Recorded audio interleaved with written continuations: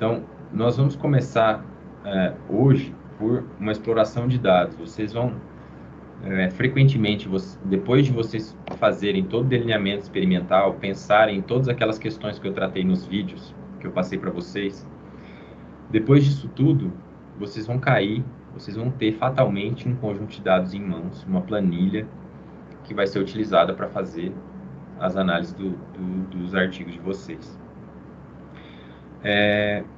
Eu preciso, pelo menos, gastar 5 minutos falando sobre isso para vocês terem consciência do primeiro dia. Embora o primeiro dia seja um negócio simples, eu mandei só para vocês os vídeos e falei, olha, olhem aí, tenho certeza que vocês estão familiarizados com isso. Eu considero que o primeiro dia, toda aquela parte de estatística básica e principalmente de delineamento experimental, é muito mais importante do que qualquer análise estatística. A parte de delineamento experimental é o que vocês devem ser capazes de entender perfeitamente as vantagens e as desvantagens, e vocês devem dominar essa parte. Por quê? Porque se os dados que vocês têm em mãos, eles são falhos, por causa do delineamento experimental falho, teste nenhum no mundo vai corrigir o problema. Vocês podem tirar um pouco o efeito, vocês podem tentar controlar um pouquinho por esse efeito, mas se tiver um problema grave no teu conjunto de dados, nenhuma análise estatística vai te permitir resolver o problema. A única coisa que vai te permitir resolver o problema ou ser mais taxativo em termos de quem tem um efeito, como é que é esse efeito está ou não presente, quem vai dizer isso é um novo delineamento experimental que vocês vão ter que fazer. Para poder separar bem os efeitos, para poder ter clareza do que está acontecendo e para poder ter certeza absoluta, ou pelo menos uma certeza um pouco maior do que está acontecendo com os dados de vocês. Eu frequentemente escuto, sou alvo de comentários, sou alvo de e-mails recebidos. Ah, professor, eu tenho um conjunto de dados aqui, estou querendo fazer isso. Aí eu olho para o conjunto de dados da criatura e falo, olha, você não pode fazer isso. Tua pergunta não está consistente com o teu banco de dados. Teu delineamento experimental não foi feito de uma forma que te permita fazer isso que você quer. Você jamais vai conseguir separar esse efeito porque o teu delineamento experimental está mal feito. Então, a única coisa que você vai ter que fazer é tentar controlar, tentar dar uma desviada do assunto, ou quando não, só tirar a atenção do leitor, ou muitas vezes até falar para o revisor, olha, eu fiz o máximo que eu podia, mas não tem outra opção, é assim e ponto final. Ficou ruim, mas é o que eu tenho para hoje. Na maior parte dos casos, a única coisa que vocês vão conseguir fazer quando vocês tiverem um problema no banco de dados de vocês vai ser isso. Ou vocês enganam o revisor, ou vocês tiram a atenção do leitor, ou vocês falam para ele, olha, eu tentei fazer, fiz o melhor que pude, mas não tenho o que fazer. Esse é o melhor que eu posso fazer. Em geral, eu opto pela opção de falar para o leitor e para o revisor, olha, infelizmente não deu, sinto muito, não consegui fazer, vai ficar a dúvida, não vou conseguir ser taxativo, vai ficar fraco minha conclusão, minha discussão é assim mesmo, vai ter um monte de limitação, não tem jeito, mas foi o melhor que eu pude fazer naquele momento, naquele tempo, com aquele dinheiro, com aquele conhecimento que eu tinha e bola para frente. É ideal? Não. Mas isso vai fazer a diferença entre um artigo publicado na Nature, na PNAS, na Ecology, na Journal of Biogeography, na Global Ecology and Biogeography, e um artigo na Revista Brasileira de Zoologia, na Revista Brasileira na Biota Neotrópica, ou qualquer outra revista nacional com um fator de impacto mais baixo. Então, essa é a grande diferença. Se vocês querem ter certeza do que vocês estão fazendo, se vocês querem ter resultados conclusivos, se vocês querem ser taxativos em dar uma resposta fidedigna, uma resposta que possa ser confiável, você precisa ter pensado muito bem antes no teu delineamento experimental e você precisa ter tratado todas as limitações muito bem. Isso vai separar você de um artigo A1, de um artigo B5 ou C2 ou C alguma coisa. Ok? Então, tenham isso em mente. Fatalmente, ao longo do curso, alguém vai falar, mas eu tenho não sei o que, e tá assim. Eu vou falar, olha, sinto muito, é o que dá para fazer, não tem como fazer isso que você está querendo. Aguardem e vejam isso nas cenas dos próximos capítulos. Beleza, então assumindo todo esse comentário inicial, todo esse fato inicial que vocês têm que estar ciente, eu estou assumindo que vocês já têm um conjunto de dados na mão e vocês precisam avançar com ele e vocês precisam começar a trabalhar com ele. A primeira coisa que vocês têm que fazer com esses dados que vocês têm na mão é explorar esses dados. Por que explorar? Primeiro, porque tem uma série de erros quando a gente faz essas planilhas. Existem valores que a gente vai lá estar digitando e de repente passou um passarinho, a gente se distraiu com o passarinho e digitou errado. Pulou uma casa, ou em vez de ponto colocou vírgula, ou digitou errado um número, era para ser 100, eu coloquei 1, ou coloquei 1000, e por aí vai. A exploração de dados, ela vai servir justamente para vocês pegarem todos esses problemas e para vocês começarem a ter ideia do que vai poder ser feito ou não com o conjunto de dados de vocês. Ela também vai ajudar a tomar algumas decisões iniciais. Então, não adianta nada eu pegar o meu conjunto de dados e falar, eu vou fazer um GLMM. Beleza, já pego o dado, já aplico num GLM e começo a interpretar. Essa abordagem é totalmente errônea, porque antes de aplicar qualquer análise estatística, vocês precisam olhar para os dados, vocês precisam conferir se está tudo certo, vocês precisam ver se os fatores são de fato fatores, se as variáveis contínuas são contínuas, estão marcadas como contínuas, se tem problema de ligação ou de correlação entre essas variáveis, enfim, se vocês precisam transformar essa variável ou não, vocês precisam corrigir uma série de problemas nesse conjunto de dados antes de passar para análise de fato. Então, não pulem essa etapa, porque ela é, de fato, muito importante. Tudo que eu vou fazer, eu vou representar, eu vou utilizar um conjunto de dados que está disponível nesse artigo de 2009, na Proceedings of the Royal Society, e basicamente é um conjunto de dados típico que cada um de vocês deve ter em mãos também, ou deve estar planejando ter. Então, tot abund, é a abundância total. Esse, no caso, a gente vai tratar de peixes em um local. No caso, é um conjunto de dados de pessoas que trabalham com estatística pesqueira, que fazem coleta com barcos que passam redes no mar e puxam peixe para cima e contam a abundância de um determinado organismo em vários locais. Então, nós temos a abundância total dos peixes, no caso, a abundância total de todos os peixes capturados naquele local, em cada um daqueles locais amostrados.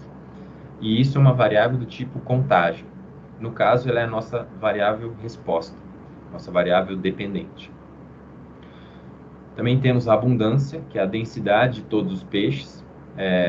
Então, no caso, essa abundância, essa densidade, na verdade, ela é calculada como a abundância total, essa abundância aqui total, dividido pela área em que essa amostragem foi feita. Então, o barco vai lá, joga uma rede no mar, faz uma varredura dos indivíduos que tem, dos peixes que tem, traz a rede, mas eles registram, eles contam mais ou menos a área da rede, eles estimam mais ou menos a área da rede, quanto tempo que a rede ficou aberta, eles conseguem estimar mais ou menos a área em que a rede foi passada. Então, a densidade, ela nada mais é do que o número total de indivíduos dividido pela área. Então, é uma variável contínua, também pode ser uma variável resposta, porque ela está dentro do objetivo, que é estudar a abundância, a densidade desses organismos em função de algumas variáveis marinhas. Então, a média de profundidade, mean depth, que é a média de profundidade em que essa amostragem foi feita. Eles jogam a rede no mar, a rede afunda, isso vai passar no fundo do mar, e essa profundidade ela é registrada ao longo do percurso em que a rede está passando no fundo do mar. Então, eu tenho aqui uma variável média da profundidade, que também é uma variável contínua e é uma variável exploratória, uma variável independente, como vocês quiserem, mas ela vai estar no eixo X.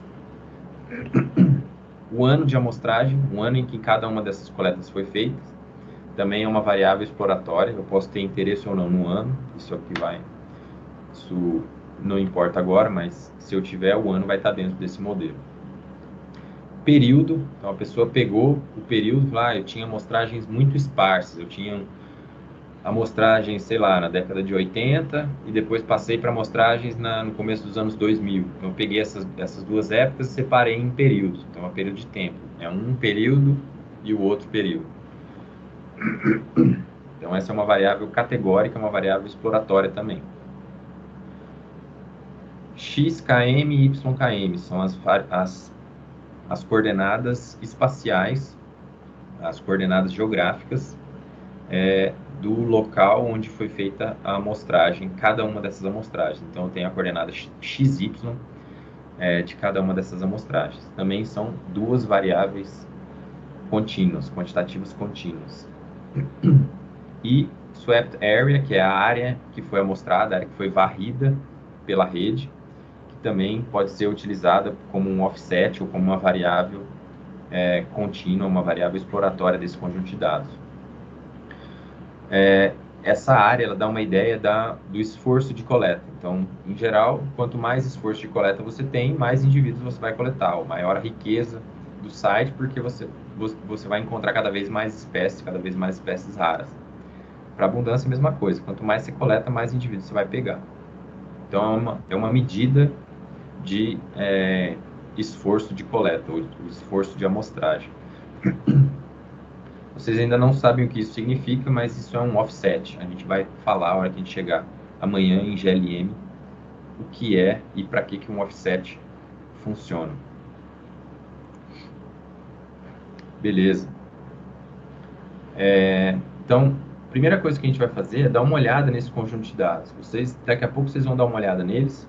Só me acompanham por enquanto para a gente ver o que a gente vai fazer e depois vocês botam a mão nele para seguir esses passos. Vocês vão ler esse conjunto de dados, tomando cuidado para especificar os separadores das colunas e as casas decimais, para dar uma olhada para ver se está tudo certo.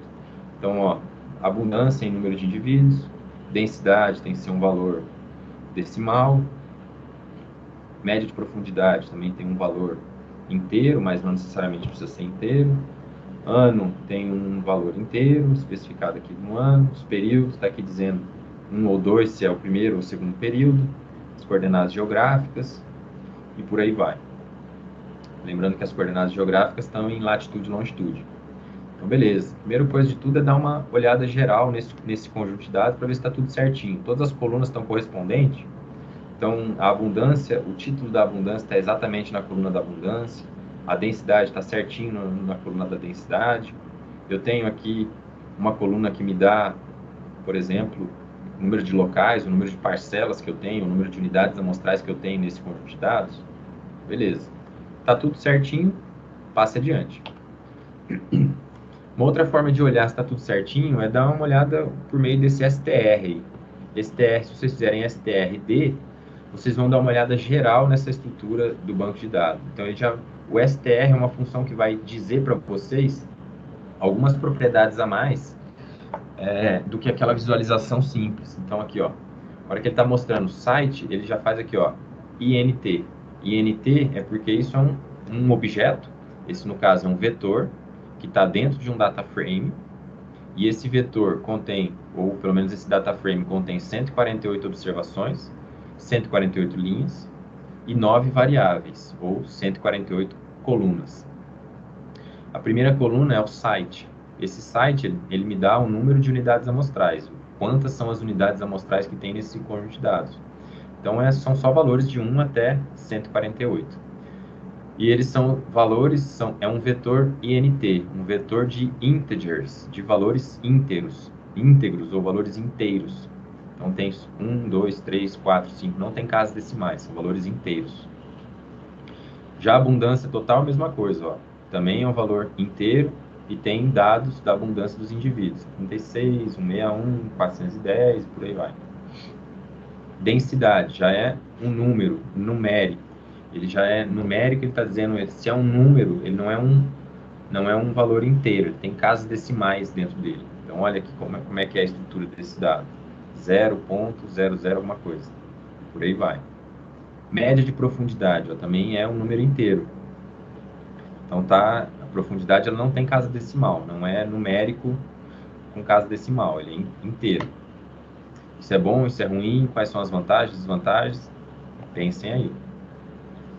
Ano e período também são números inteiros. Então, tem aqui cada um dos anos utilizados e os períodos atribuídos a cada um dos anos. Então, esses períodos aqui eles foram atribuídos de acordo com o ano. Então, eu separei todos aqueles anos que estão se referindo ao primeiro período e chamei de 1. Todos os anos que estão se referindo ao segundo período, chamei de 2. X, KM e YKM também são vetores numéricos. Eles podem ter valores positivos ou negativos, porque isso faz parte da latitude e longitude, certo? Então, nós temos uma latitude e longitude dentro desses vetores, ok? Então, eles podem ter tanto valores negativos quanto positivos. Swept area também é numérico, olha lá. Então, ele não tem só números inteiros, ele também pode ter casas decimais, mas são áreas bem grandes, ó. 36.710, isso deve estar em metro quadrado ou em quilômetro quadrado, mas provavelmente isso está em metro quadrado.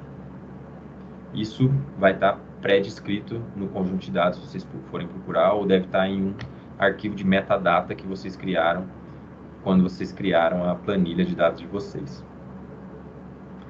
Beleza. Uma outra coisa que facilita esse STR é vocês olharem o nome de todos os objetos. Os nomes das colunas estão certinhos. As coordenadas estão com o nome correspondente à coordenada. Ela está bonitinha, alinhadinha na coluna, o nome com a coluna. Os nomes são nomes simples de vocês entenderem, são fáceis de interpretar. Se vocês lerem esses nomes, vocês vão entender de cara o que eles representam. Se não, mudem. Então, por exemplo, Tot Abundi é uma coisa que, mesmo que vocês não tiverem conhecimento prévio sobre o conjunto de dados, é muito fácil vocês deduzirem que isso se trata, na verdade, da abundância total, da total abundance. Dense, mesma coisa. Mean depth, também, mesma coisa. Não preciso pensar e parar para pensar e saber, poxa, o que eu quis dizer com essa variável? O que ela significa mesmo? Se esses nomes não forem intuitivos, e eu também diria, se esses nomes não forem curtos, eu sugeriria vocês trocarem de nome. Então, fui lá, construí minha variável, eu estou interessado em um efeito de alguma coisa na mortalidade passarinho. A coluna de mortalidade de passarinho, ela se chama mortalidade de passarinho tuiuiu tizil da reserva FAO. Esse é o nome da coluna que tem nesse data frame. Esse nome de coluna é bizarro. Se vocês precisarem reproduzir o código, se vocês precisarem usar essa coluna o tempo inteiro, vocês vão ter que ficar escrevendo esse nome por extenso o tempo inteiro. Então, o teu código vai ficar uma coisa gigantesca, enorme, simplesmente porque o nome que você usou é um nome enorme. Então, eu sugiro que vocês peguem esse nome enorme e tragam em alguma coisa menor, mais intuitiva e mais curta.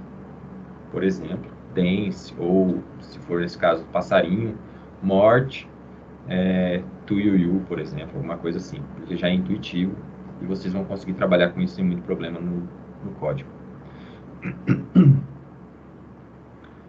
Eu sugiro evitar sempre espaços, porque os espaços podem confundir ou podem dar um pau gigantesco na hora de trabalhar com os data frames.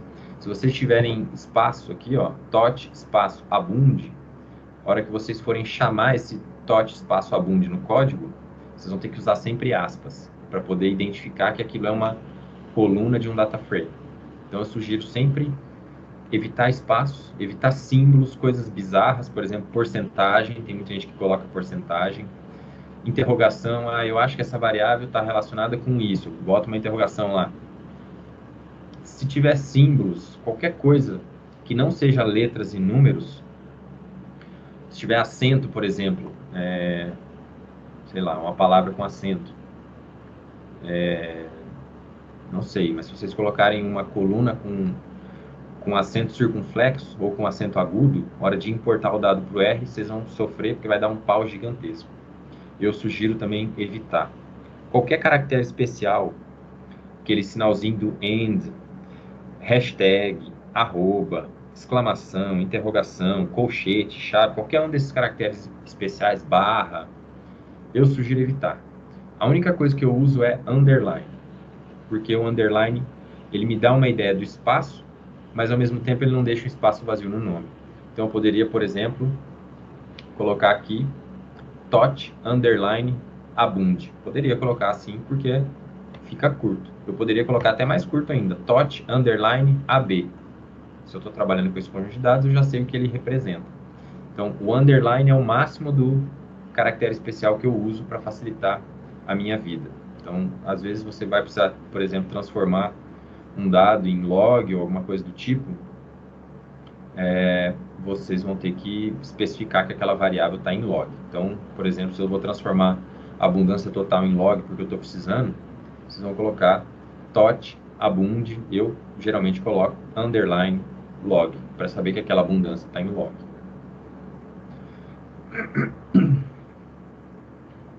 Tranquilos?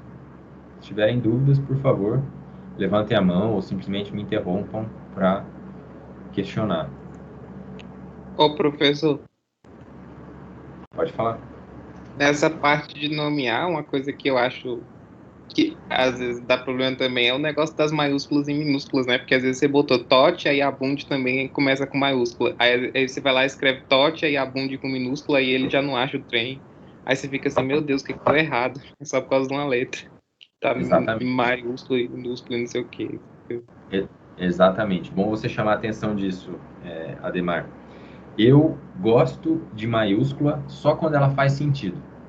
Então, por exemplo, tot abund, eu sei que essa coluna ela está se referindo a uma palavra composta de dois componentes, total abundance. Então eu boto a palavra, a segunda palavra com a primeira letra maiúscula para eu bater o olho e já enxergar de cara que isso é a abundância total.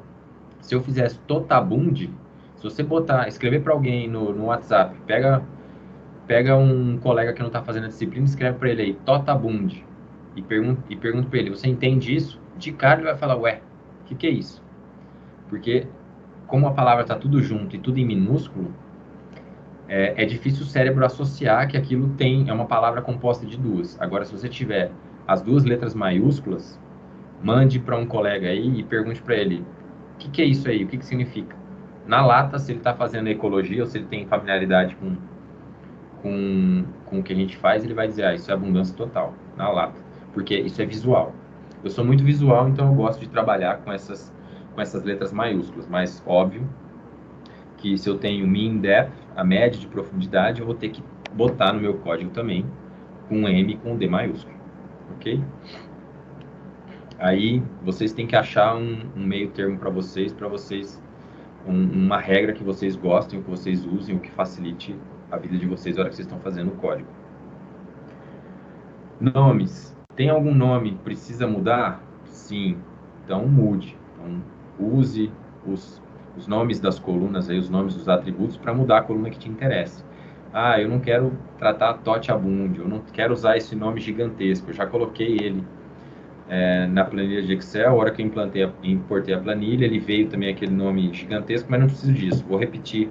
Vou ter que repetir Totiabund 1 milhão de vezes, não estou afim, estou com preguiça, eu vou resumir isso para Abund ou AB ou qualquer coisa que seja. Se vocês precisarem fazer esse tipo de ajuste, façam. Corrijam o nome, vejam se está tudo certo, vejam se está de acordo com o que vocês vão fazer e se tem mais ou menos um número de caracteres reduzido para facilitar a vida de vocês.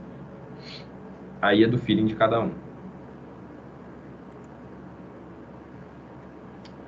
Bom, carregou os dados, a primeira coisa que vocês têm que fazer é procurar alguma coisa errada no conjunto de dados. O summary funciona muito bem para isso. Se vocês fizerem de cara, façam um summary do conjunto de dados, porque o summary já vai te retornar o que é alguns valores máximos, mínimos, médias ou a forma como essa variável está especificada dentro do data frame. Então, nesse caso, eu separei só algumas colunas e já vi, olha, período, ele está me dando uma estatística descritiva de cada uma dessas variáveis, de cada uma dessas colunas do meu conjunto de dados. Período, vamos aqui começar por XKM, as coordenadas em X. Elas estão com valores negativos e positivos. Tem média menos 22, mediana, máxima, por aí vai. Mas uma informação importante que tem aí é que tem um NA no meio do caminho. Então, olha, dentro dessa coluna, dentro desse data frame, tem um valor de KM e também um valor de YKM. Olha aqui, também tem um valor de NA aí no meio do caminho. Eu preciso saber, esses valores de NA estão exatamente na mesma linha desse conjunto de dados ou eles estão em linhas separadas? Se eu tenho um valor de NA na primeira linha do meu KM e um valor de NA na 10ª linha do meu YKM, eu tenho duas linhas que tem valor de NA na linha. Eu vou ter que tomar uma decisão. O que eu vou fazer com esse valor de NA? Eu vou deixar ele no banco de dados? Esse valor de NA faz sentido? Eu vou tirar esse valor de NA do meu banco de dados? Mas eu vou tirar só do YKM ou vou tirar de todas as variáveis ou de todo o banco de dados? Se eu for utilizar o YKM, o XKM, as coordenadas geográficas para alguma coisa do meu, para alguma análise ou para alguma coisa específica da minha análise de dados, eu vou precisar tirar esses valores de NA, porque o computador não vai conseguir lidar com o valor de NA. Se eu vou ter que se eu vou ter que estimar se tem autocorrelação nesses dados, por exemplo, ou pelo menos ter uma ideia se isso está acontecendo, eu vou ter que ter informação das coordenadas geográficas associada a cada uma das minhas unidades amostrais. Então, nesse caso, não basta eu retirar simplesmente o valor de NA dos vetores x e ykm. Eu vou ter que retirar do conjunto de dados inteiro. Eu vou ter que excluir essas duas linhas completamente do meu conjunto de dados. Senão, isso vai dar pau. Por que isso vai dar pau? Porque internamente o R, ele lida ignorando com esses valores NA. Então, se ele ignora, ele fala, não vou considerar esse valor NA, esconde para você, ele pode fazer alguma coisa que você não queira. Então, a hora que você for utilizar os outputs de um modelo, ou derivar alguma outra coisa a partir de um modelo de regressão, por exemplo, que você fez contendo esses valores NA, talvez você tenha problemas. E se você tiver problemas com um NA, você vai bater cabeça até descobrir o que está acontecendo e até descobrir qual o motivo desse pau no R. Então, o conselho que eu tenho é, se o NA está numa variável que é importante para o meu conjunto de dados e eu vou utilizá-la, eu excluiria totalmente essa linha para não ter problemas com isso no futuro. Essa é a abordagem que eu uso. Mas, frequentemente, as pessoas têm um número limitado de amostras no conjunto de dados. Nesse caso aqui, nós temos 140 e não sei quantas amostras. Se eu retirar uma ou duas amostras, uma ou duas linhas dessa tabela, para mim pouco importa, não vai fazer muita diferença. Agora, se eu tenho 10, 12 e retirar uma, isso faz toda a diferença. E aí vocês vão ter que lidar com essa situação. O que fazer? Uma outra coisa que vocês conseguem enxergando isso aqui, ou que vocês conseguem deduzir enxergando o resultado desse summary, é que, olha, ele está fazendo uma estatística descritiva do período. Ele está dizendo, o período ele vai de mínimo 1, máximo até 2. O primeiro quartil está em 1, o terceiro quartil está em 2, a mediana está em 1 e a média é 1,4. Max, qual é o problema com esse período aqui? Ele está como uma variável numérica, ele deveria ser uma variável categórica, né? Exatamente. E até acho que até uma coisa legal que já dá para ver é que ele está muito concentrado no primeiro período, porque a mediana deu aí, mesmo que ele esteja numérico, já é um indicativo que tem mais dado concentrado no primeiro período também. Exatamente. Se eu estou tratando de período para separar aqueles dois grupos de anos, esse é o grupo de ano é meu primeiro período, esse grupo de ano é meu segundo período, isso teoricamente tem que ser uma variável categórica, é uma categoria, é um fator, o período 1 e período 2, isso é uma variável categórica de 2 níveis. Então, para transformar essa variável categórica em uma variável de 2 níveis, uma variável categórica de 2 níveis, eu vou ter que transformar essa variável antes de começar a minha análise. Por quê? Porque se eu pegar período e inserir do jeito que está na minha análise, eu estou tratando essa variável como sendo uma variável contínua, sendo que ela não é. Ela só tem valor 1 ou valor 2.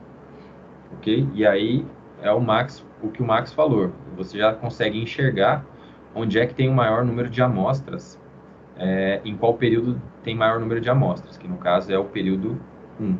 Beleza? Mas a gente vai seguir para isso daqui a pouco. Então, ó, a primeira coisa que eu tive que fazer foi retirar essas linhas. Então, as linhas que tinham os valores NAs. Eu tirei aqui por meio de um comando, que vocês devem saber. O que eu fiz, como todas as variáveis são numéricas ainda, não tem nada categórico e tal, o que eu fiz foi simplesmente somar todas as linhas e perguntar qual dessas somas vai dar NA. Se tiver um NA no meio do caminho, o R ele vai evitar qualquer manipulação, qualquer conta e vai te retornar NA. Então, nesse caso, a soma das linhas vai me retornar um vetor que contém números que não fazem sentido, mas alguns desses números terão valores NA. E eu estou usando esse código para retirar as linhas que contêm os valores NAs dentro da minha tabela. Então, agora a minha tabela vai ter 146 linhas, se eu não me engano.